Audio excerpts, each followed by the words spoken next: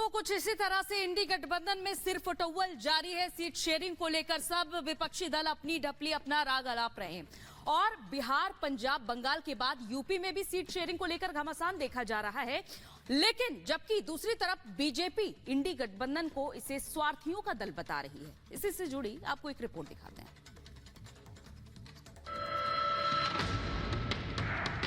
अपने बच्चे ਨੂੰ दुनिया की सब तो छोटी कहानी सुना सकती है। एक थी कांग्रेस। ਤੂੰ ਇਹ ਦੱਸਦਾ ਵੀ ਤੂੰ ਨੈਸ਼ਨਲ ਪਾਰਟੀ ਦਾ ਚੀਫ ਮਿਨਿਸਟਰ ਹੈ। ਉਹ ਨੈਸ਼ਨਲ ਪਾਰਟੀ ਜਿਹਦੀ ਲੋਕ ਸਭਾ 'ਚ ਇੱਕ ਸੀਟ है। पार्टी के अंदर जो सारे खतरनाक खूनी दरिंदे रहते हैं।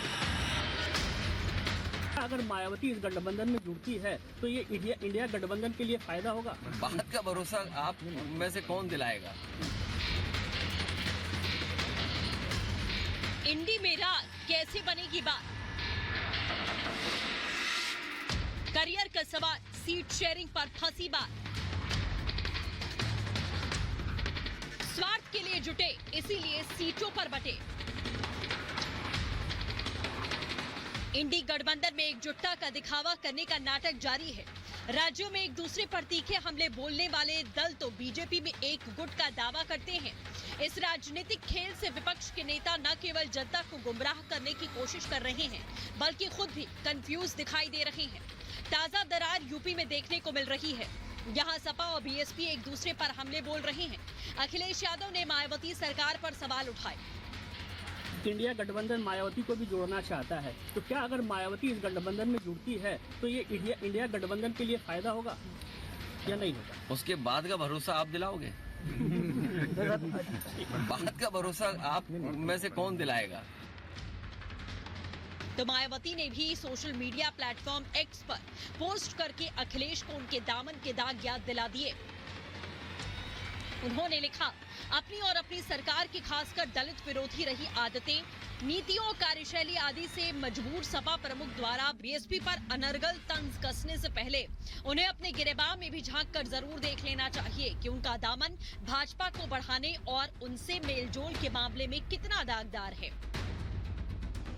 कैसे एक दूसरे को नीचा दिखाने में जुटे हैं नेता। राज्यों में तो रत्ती भर समझौता नहीं करना चाहते, लेकिन एकता का दिखावा करके दिल्ली की कुर्सी पर काबिज होने का सपना सजोए हुए हैं। यही वजह है कि बीजेपी विपक्षी गठबंधन को ठगबंधन और स्वार्थ का गठबंधन बना रही है। Naturally, first they will, no? Every party wants to fight every seat, and then there'll be negotiations. Who will do better? Mungeri लाल का सपना है, ये पूरा होने वाला नहीं है, क्योंकि ममता बनर्जी को कांग्रेस अच्छी नहीं लगती, कांग्रेस को डीएमके अच्छी नहीं लगती, डीएमके को केसीआर अच्छे नहीं लगते, केसीआर को केजरीवाल अच्छे नहीं लगते, केजरीवाल को भगवंत मान अच्छे लगते हैं और कांग्रेस पार्टी अच्छी नहीं लगती। और ये सभी लोग देश के अंदर कमजोर सरकार लाना चाहते हैं। चुनाव आयोग लोकसभा चुनाव की तैयारियों में जुट गया है। आज से 3 दिन तक चुनाव आयोग अधिकारी अलग अलग राज्यों में जाकर सर्वे में जुटे हैं। बीजेपी भी चुनावी राज्यों में जुट गई है, लेकिन विपक्षी दलों के बीच में अब तक सीट बंटवारे पर बात नहीं बन सकी, जबकि इंडी गठबंधन के संयोजक के नाम पर पहले से ही मनमुटाव जारी है।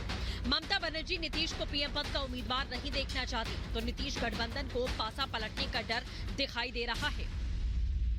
स्वार्थों का टकराव होता है और स्वार्थी गठबंधन बनता है, तो ये तो वाजिब है ना। तो ये स्वार्थी गठबंधन,